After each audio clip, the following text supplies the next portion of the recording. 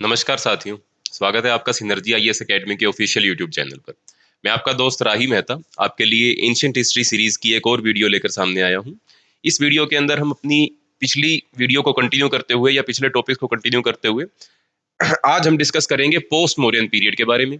पिछली वाली वीडियोस के अंदर हमने जनपद, महाजनपद, महाजनपद के बाद मगध, मगध के बाद मौर्यन एम्पायर कैसे स्थापित हुआ, उनकी क्या विशेषताएं थी, किस प्रकार के कौन कौन कौन से राजा थे जिन्होंने वहां पर रूल किया, कैसा उनका एडमिनिस्ट्रेशन था, कैसी उनकी ब्यूरोक्रेसी थी, वो सारा हमने डिस्कस किया। फिर हमने एक स्पेसिफिक वीडियो आपके कहने पर वैदिक लिटरेचर के ऊपर भी बनाई थी। अब हम अपनी हिस्ट्री को ही आगे कंटिन्यू करते हुए पोस्ट मौर्यन पीरियड के बारे में डिस्कस करेंगे, यानी कि मौर्यन साम्राज्य के खत्म हो जाने के बाद भारत के अंदर कौन कौन से साम्राज्यों का उदय हुआ, उनके नाम क्या थे, उनकी विशेषताएं क्या थी, और उनसे जुड़े हुए, उनके साथ जुड़े हुए कुछ महत्वपूर्ण तथ्यों को भी हम जानेंगे। ठीक है दोस्तों, तो सबसे पहले पोस्ट मौर्यन पीरियड के दौरान अगर हम ऐसी डायनेस्टीज, ऐसे एम्पायर, ऐसे वंशों की बात करें जो भारतीय ही थे, जो भारत की धरती पर ही पैदा हुए और भारत की धरती के मतलब हमारे ही लोग थे जिन्होंने मौर्यास के जाने के बाद अपना अपना रूल एस्टेब्लिश किया, तो हमारे पास तीन साम्राज्यों के नाम सामने आते हैं। सुंग डायनेस्टी, कानबा डायनेस्टी, छेदी डायनेस्टी, और एक चौथा है हमारे पास सातवाहन डायनेस्टी। ये चार साम्राज्य जो थे, ये चार डायनेस्टीज जो थी, ये भारत की ही डायनेस्टीज थी, भारत के ही लोग थे। एवं मौर्य वंश के खात्मे के बाद एवं गुप्त वंश के उद्गम से पहले इन चार डायनेस्टीज ने भारत के ऊपर अपने अपने अलग अलग इलाके के अंदर रूल किया। इसके साथ साथ पोस्ट मौर्यन पीरियड के दौरान भारत के ऊपर कई सारे विदेशी आक्रमणकारी भी पहुंचे, जैसे कि इंडो ग्रीक्स, पार्थियंस, साकाज, कुशान्स, इन सब ने भी भारत के ऊपर अटैक किया। उनके लिए हम एक स्पेसिफिक अलग वीडियो लेकर आएंगे। पोस्ट मौर्यन पीरियड के दौरान जितनी भी फॉरेन इन्वेजन हुई थी वो अलग वीडियो के अंदर हम डिस्कस करेंगे। आज वाली वीडियो के अंदर हम सिर्फ पोस्ट मौर्यन पीरियड की उन डायनेस्टीज को, उन वंशों के बारे में डिस्कस करेंगे जो भारतीय ही थी, जो बाहर से नहीं आई थी, जो विदेशी आक्रमणकारी नहीं थे, परंतु मौर्य साम्राज्य के खत्म होने के बाद जिन्होंने भारत के अलग अलग हिस्सों के ऊपर या मौर्य साम्राज्य के अलग अलग हिस्सों के ऊपर रूल किया। तो लगभग लगभग आपके सेकेंड सेंचुरी बीसी से लेते हुए थर्ड सेंचुरी एडी तक पोस्ट मौर्यन काल चला। थर्ड सेंचुरी एडी, तीसरी शताब्दी में आपका गुप्त वंश स्थापित हो जाता है, और गुप्त वंश भी मौर्य वंश की तरह एक बहुत ही बड़ा साम्राज्य था। क्या होता है भारत के इतिहास में, एंशिएंट हिस्ट्री के अंदर, पहले छोटे छोटे राज्य, छोटे राज्यों से एक सबसे बड़ा राज्य निकलता है जिसको हम मौर्य बोलते हैं। मौर्य के खात्मे होने के बाद, मौर्य के खत्म हो जाने के बाद फिर दोबारा छोटे छोटे राज्य उद्गम होते हैं, और फिर दोबारा से वो छोटे राज्य समाप्त हो जाते हैं और एक बड़ा वंश, गुप्त वंश भारत के अंदर देखने को मिलता है। तो ये बीच का जो समय सीमा है, मौर्य वंश के जाने के बाद और गुप्त वंश के आने से पहले की जो समय है, उसके अंदर ये चार डायनेस्टी जो थी, ये भारत के अलग अलग हिस्सों पर रूल कर रही थी, एवं काफी महत्वपूर्ण डायनेस्टीज थी। इन्हीं से ही आगे शुरुआत करते हैं। सो सबसे पहले political history during the post Mauryan period. Ashoka की डेथ के बाद, अशोका की डेथ के बाद जितने भी अशोका के बाद आए सक्सेसर थे मौर्य वंश के, वह मौर्यन साम्राज्य जो इतना बड़ा साम्राज्य था, जिसकी सीमाएं जो थी वह लगभग लगभग पूरे भारत के अंदर फैली हुई थी, वह सभी सक्सेसर जो थे वह अशोका की डेथ के बाद मौर्य साम्राज्य को संभालने में नाकामयाब रहते हैं। एडमिनिस्ट्रेशन जो है वह पूरी तरीके से काम नहीं कर पाता है, मिलिट्री कैपेबिलिटीज जो है वो भी धीरे धीरे मौर्य साम्राज्य की कम होने लगती हैं, और कई सारे प्रोविंसेस जो मौर्य साम्राज्य के अधीन थे वह अब अपनी इंडिपेंडेंस डिक्लेयर करना आरंभ कर देते हैं, क्योंकि एडमिनिस्ट्रेशन वीक हो जाता है। जो प्रीडिसेसर जो आए अशोका के बाद, वो इतने ज्यादा शक्तिशाली या इतने ज्यादा कैपेबल नहीं थे कि वह मिलिट्री एवं एडमिनिस्ट्रेशन दोनों को ही सही तरीके से मेंटेन करके चला सके, जिसके चलते धीरे धीरे जो प्रोविंसेस थे मौर्यन एम्पायर के, वह अपनी इंडिपेंडेंस डिक्लेयर करना स्टार्ट कर देते हैं। मौर्यास के हाथ से नॉर्थ वेस्टर्न इंडिया निकल जाता है, और धीरे धीरे धीरे धीरे बहुत सारी फॉरेन इन्वेजन जो है वो नॉर्थ वेस्टर्न इलाके के अंदर हमको देखने को मिलती है। इसी प्रकार कलिंग भी अपनी इंडिपेंडेंस डिक्लेयर कर देता है, एवं दक्कन के अंदर, डेक्कन प्लेट्यू के ऊपर दक्षिण भारत के अंदर सातवाहनास जो है वह ओरिजिनेट होते हैं। और इसके साथ साथ जो मौर्यास की रिलीजियस्टिक पॉलिसी थी, मौर्यास की रिलीजियस पॉलिसी जिसके अंदर मौर्यास ब्राह्मणिज्म को नहीं, परंतु जैनिज्म या बुद्धिज्म को ज्यादा सपोर्ट कर रहे थे, उसके चलते जितने भी ब्राह्मण फॉलोअर्स थे वह मौर्यास की इस रिलीजियस पॉलिसी से खुश नहीं थे, जिसके चलते एक ऐसी डायनेस्टी जो एक ब्राह्मणिकल डायनेस्टी थी, एक ऐसा वंश जो ब्राह्मणिकल वंश था, जो वैदिक परंपराओं के अंदर बिल्कुल विश्वास करता था, जो बिल्कुल बाकी ऐसा नहीं था कि दूसरे धर्मों के वह अगेंस्ट थे, परंतु ब्राह्मणिज्म के बहुत ज्यादा फेवर में थे, उसके सपोर्ट में थे, वैदिक धर्म के सपोर्ट में थे, जिनका नाम था सुंग वंश, सुंग डायनेस्टी। उनके द्वारा उत्तर भारत में मगध के इलाके में, पाटलिपुत्र के इलाके के अंदर मौर्यास को उखाड़ फेंका जाता है एवं सुंग वंश की स्थापना हो जाती है। धर्म एक काफी बड़ा रीजन था मौर्यास के यहाँ से निकल जाने में और सुंग वंश के यहाँ पर मगध के इलाके के अंदर स्थापित हो जाने में। दोस्तों, सबसे पहले स्टार्ट करते हैं कि हमको कौन कौन से सोर्सेज है जिसके द्वारा हम पोस्ट मौर्यन पीरियड के बारे में पढ़ते हैं। और बैकग्राउंड तो खैर हमने जान ही लिया है। हमने जान लिया कि पोस्ट मौर्यन पीरियड के अंदर कई सारे एम्पायर्स जो थे वह हमको नॉर्थ इंडिया और साउथ इंडिया दोनों में ही देखने को मिलते हैं, जैसे कि सुंग वंश, सातवाहना वंश, कानवास वंश और आपका छेदी वंश। और उसके साथ साथ कई सारे फॉरेनर्स भारत के ऊपर अटैक करते हैं, Indo Greeks, Bactrians, साकाज, Parthians, Kushans, ये भारत के नॉर्थ वेस्टर्न हिस्से के अंदर अटैक करते हैं। तो इनके बारे में हमको किन किन सोर्सेज से पता चलता है ये हम देखेंगे। तो सोर्सेज, सबसे पहले तो कई सारे रूलर्स ने अपनी इंस्क्रिप्शन जारी करी, अपने नाम के शिलालेख उन्होंने जारी किए। उन शिलालेखों के बारे से, उन शिलालेखों का अध्ययन करके हमको पता लगता है कि कहाँ पर मौर्यास के जाने के बाद किस रूलर ने कब अपना अधिकार स्थापित किया और कहां तक उनका एरिया जो था वह फैला हुआ था। इसी प्रकार कई सारे कॉइन्स अलग अलग वंश के लोगों ने, अलग अलग वंश के रूलर्स ने इशू किए। उन कॉइन्स के ऊपर उन रूलर्स के नाम लिखे हुए हैं। और इसके साथ साथ कई सारे ऐसे लिटरेरी टेक्स्ट है हमारे पास, कई सारा ऐसा साहित्य है जिनके अंदर अलग अलग वंशों के बारे में मेंशन किया गया है। इसी प्रकार हमारे पास पुराण्स हैं, धर्मशास्त्र, मनुस्मृति जो थी, जो मनु के द्वारा लिखी गई, वह भी पोस्ट मौर्यन पीरियड के अंदर लिखी गई। सुंग वंश के दौरान मनु ने मनुस्मृति को लिखा, जो कि भारत की पहली डिटेल्ड लॉ बुक है। इसके बारे में हमने अपनी वैदिक लिटरेचर के दौरान डिस्कस भी किया था। वैदिक लिटरेचर वाली वीडियो के अंदर हमने मनुस्मृति को काफी डिस्कस भी किया था। इसके साथ साथ गार्गी संहिता एवं महाभाष्य ऑफ पतंजलि, यह भी पोस्ट मौर्यन पीरियड के अंदर लिखी गई। गार्गी संहिता एवं महाभाष्य ऑफ पतंजलि, पतंजलि के द्वारा लिखी गई महाभाष्य, जो कि पाणिनि के अष्ट अध्याय के ऊपर एक कमेंट्री है। पाणिनि की अष्ट अध्याय जो है वो भारत की पहली ग्रामर की किताब थी। उसके ऊपर पतंजलि ने अपनी एक किताब लिखी, उसके ऊपर एक कमेंट्री लिखी जिसका नाम है महाभाष्य। ये भी पोस्ट मौर्यन पीरियड के अंदर लिखी गई। इसके अलावा बुद्धक जातक कहानियां, दिव्य दान जो कि बुद्धिस्ट लिटरेचर है, महावस्तु यह भी बुद्धिस्ट लिटरेचर है, मिलिंद हो यह भी एक बुद्धिस्ट लिटरेचर है। इनके अंदर भी पोस्ट मौर्यन वंशों के बारे में काफी हमको इंफॉर्मेशन, काफी डिटेल्ड हमको अलग अलग वंश के रूलर्स के बारे में मिलती है। इसी प्रकार मालविका अग्निमित्रम, जो कालिदास ने गुप्त वंश के दौरान लिखी थी, परंतु यह डील करती है पोस्ट मौर्यन पीरियड के अग्निमित्रम और मालविका की प्रेम कहानी के साथ, जो कि सुंग वंश के थे। तो मालविका अग्निमित्रम जो कालिदास के द्वारा लिखी गई, लिखी तो गुप्त वंश के दौरान गई, परंतु वो डील किससे करती है, वह पोस्ट मौर्यन पीरियड की एक कहानी से डील करती है और पोस्ट मौर्यन पीरियड के पॉलिटिकल और सोशल स्ट्रक्चर के बारे में हमको बताती है। इसी प्रकार हर्ष चरित्र लिखी गई बाण भट्ट के द्वारा, यह भी 7वीं शताब्दी के अंदर लिखी गई, परंतु हर्ष चरित्र जो बाण भट्ट के द्वारा लिखी गई थी, यह भी हमको सुंग, कानवा एवं सातवाहन वंश के बारे में काफी इंफॉर्मेशन प्रोवाइड करती है। इसी प्रकार कुछ फॉरेन सोर्सेज भी हैं हमारे पास। जैसे पहली किताब का नाम है जो किसी फॉरेनर ने लिखी थी, किताब का नाम रहेगा Periplus of Erythrean Sea. Periplus of Erythrean Sea, हम नहीं जानते कि किसने लिखी थी, उस ऑथर का नाम हम नहीं जानते, परंतु वह ग्रीक था, क्योंकि ग्रीक भाषा के अंदर लिखी गई है, यह हम जानते हैं।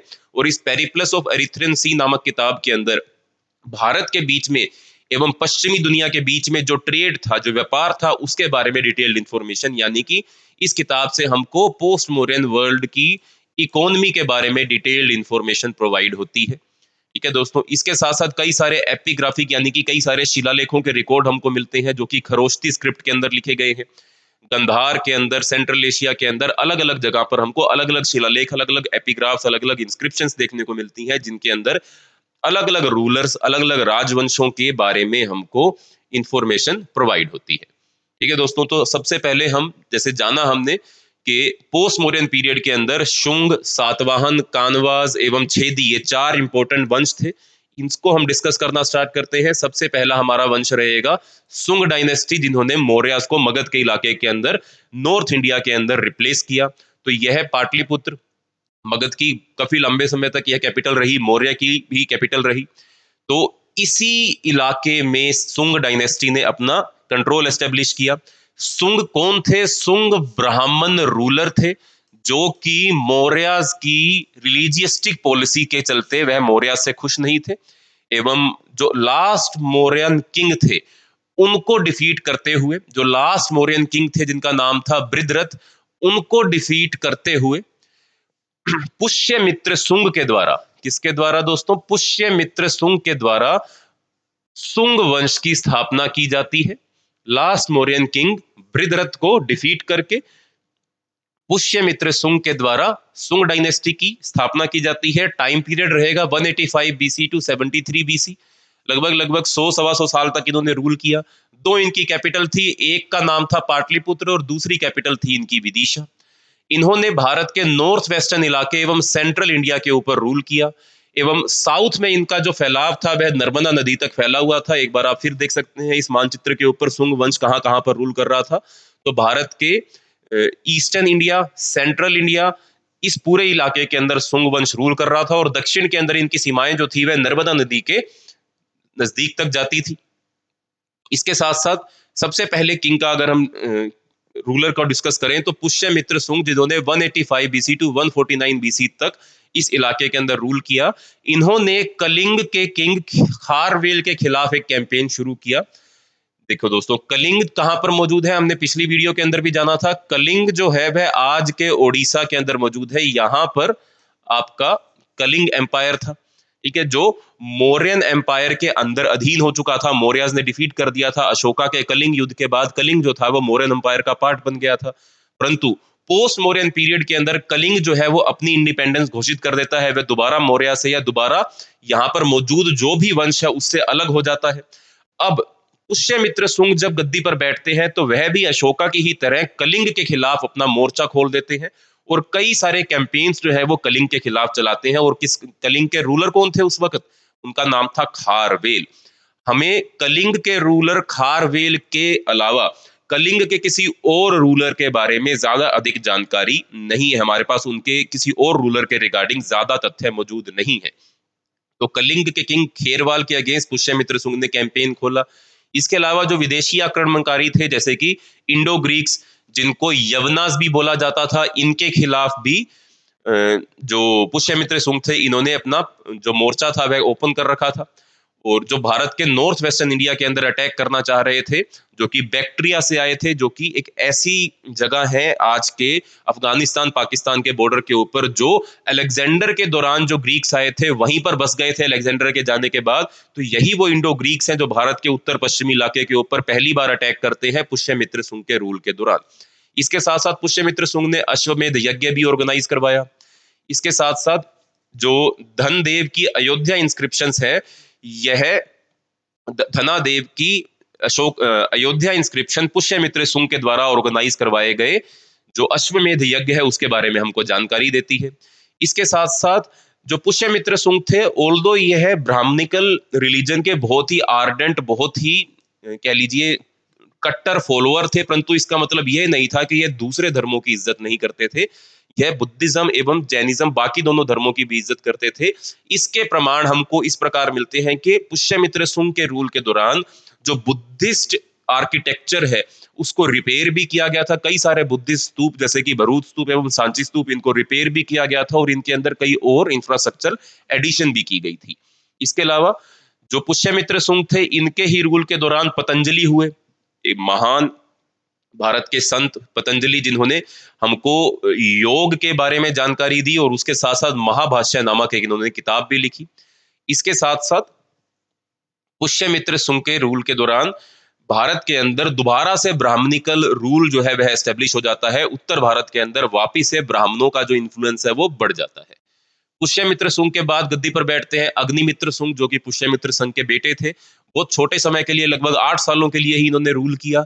मालवी जो अग्निमित्र है वह प्रचलित है मालवी का अग्निमित्रम नामक एक किताब के चलते, जो कि एक संस्कृत ड्रामा है जो कि कालिदास ने गुप्त वंश के दौरान लिखा था, जो कि विदर्भ की राजकुमारी मालविका एवं सुंग राजा अग्निमित्र की प्रेम कहानी से डील करता हुआ यह ड्रामा है, जिसके चलते मालवी का अग्निमित्रम किताब लिखी गई, संस्कृत ड्रामा लिखा गया, कालिदास के द्वारा लिखा गया। ठीक है दोस्तों, तो यह आपसे यूपीएससी प्रीलिम्स 2016 या 2017 के अंदर सवाल पूछा भी गया था।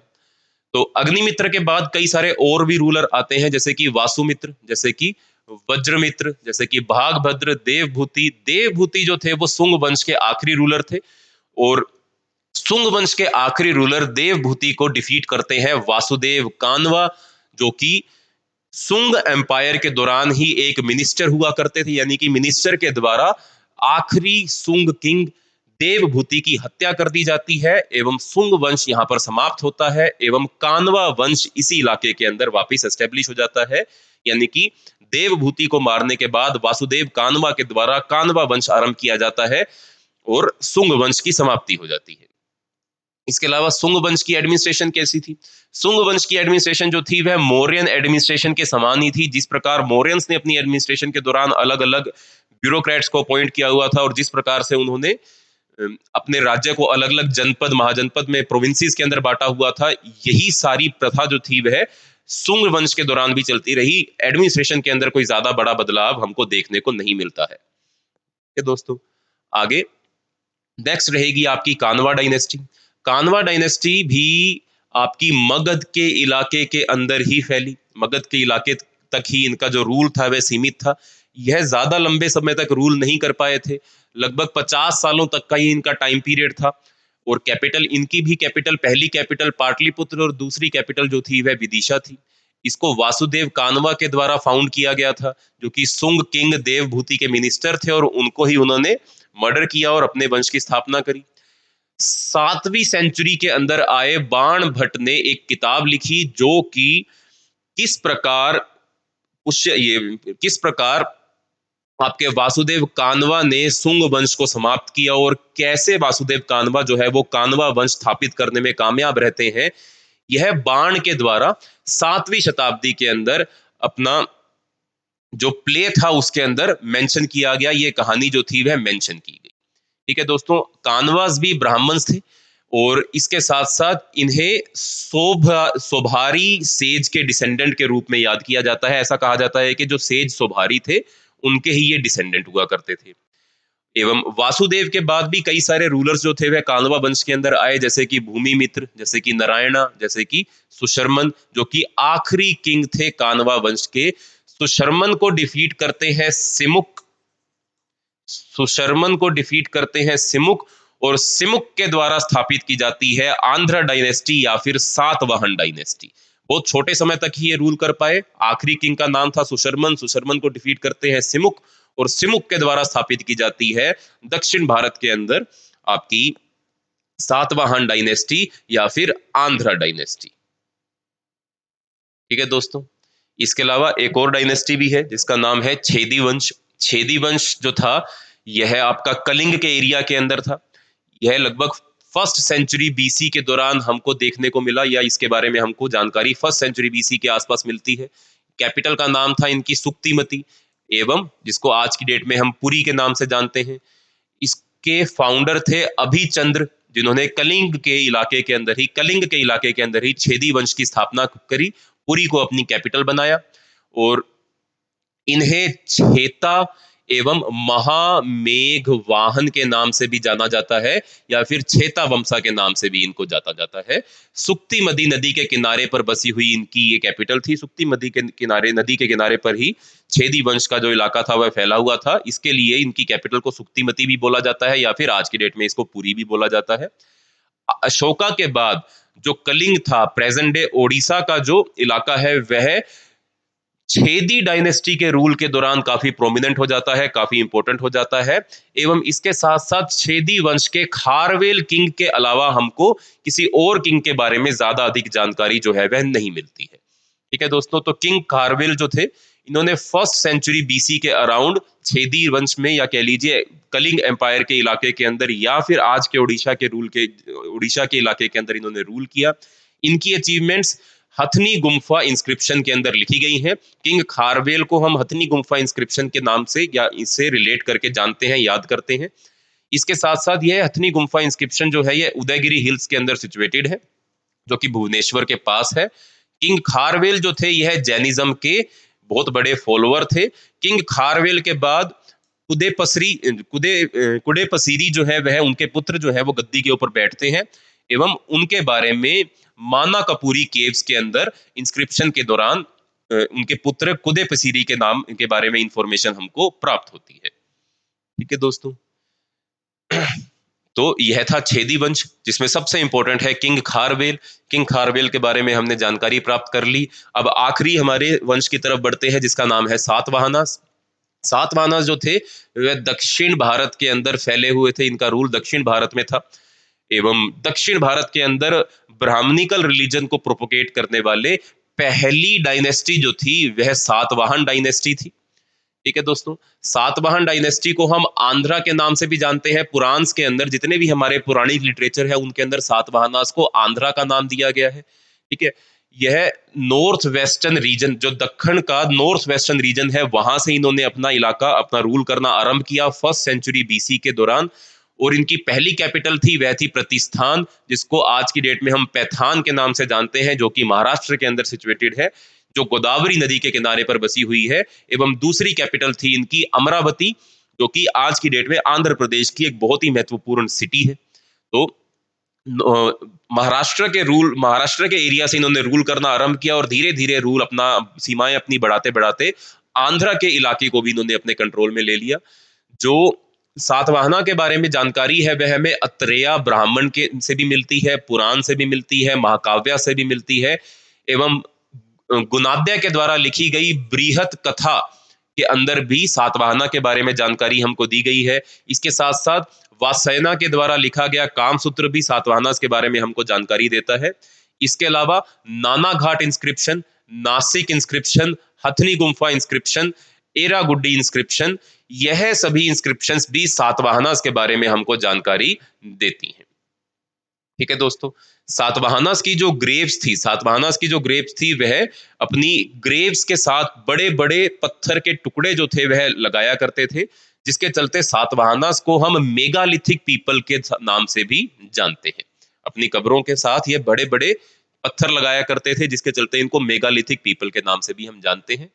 ठीक है दोस्तों। इसके साथ साथ नासिक इंस्क्रिप्शन जो है सातवाहनास की, जो कि सातवाहनास के किंग की वाइफ नैनीकट के द्वारा स्टेब्लिश करवाई गई थी, यह हमको बताती है कि सातवाहनास के द्वारा गुजरात एवं मालवा का इलाका भी जीत लिया गया था।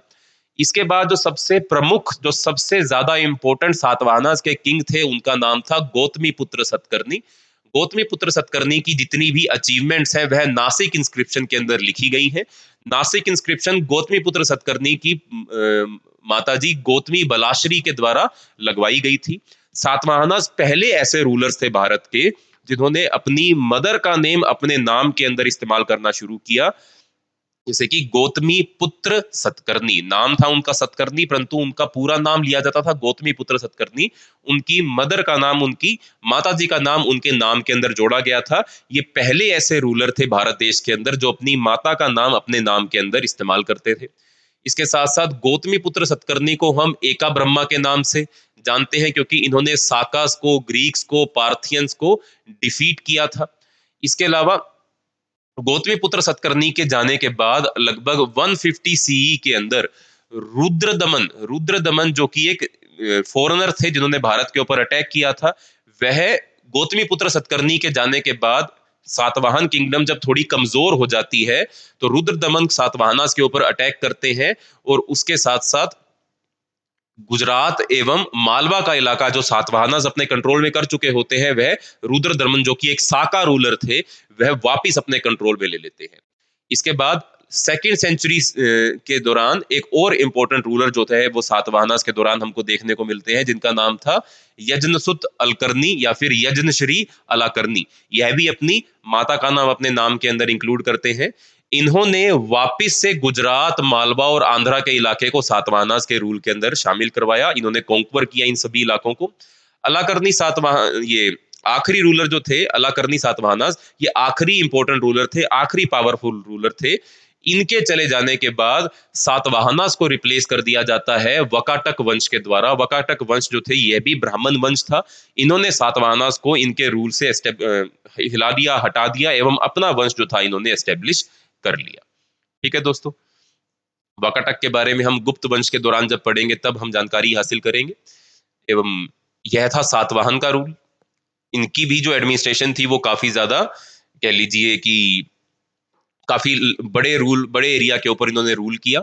एवं भूमि दान में देना, ब्राह्मणों को भूमि दान में देना सबसे पहले सातवाहनास के दौरान ही शुरू किया गया था। एवं गौतमी पुत्र सतकर्णी वह रूलर थे जिन्होंने सबसे पहले ब्राह्मणों को भूमि दान में देना आरंभ किया था, जिसके चलते भारत के अंदर फ्यूडल कैरेक्टरिस्टिक पहली बार उत्पन्न हुई, पहली बार हमको देखने को मिली। ठीक है दोस्तों, तो इस वीडियो के अंदर हमने सुंग सुंग वंश, कानवा वंश, छेदी वंश एवं सातवाहना वंश के बारे में कुछ फैक्चुअल इंफॉर्मेशन कलेक्ट की। अगली वीडियो के अंदर हम जितने भी आपके foreign invasion post Mauryan period के अंदर भारत में होती हैं उनके बारे में डिस्कस करेंगे। तो तब तक के लिए धन्यवाद। अगर आप यहाँ तक इस वीडियो को देखते हुए आए हैं तो कृपया करके वीडियो को लाइक एवं वीडियो पर कमेंट करना मत भूलिएगा। मिलते हैं अगली वीडियो के अंदर।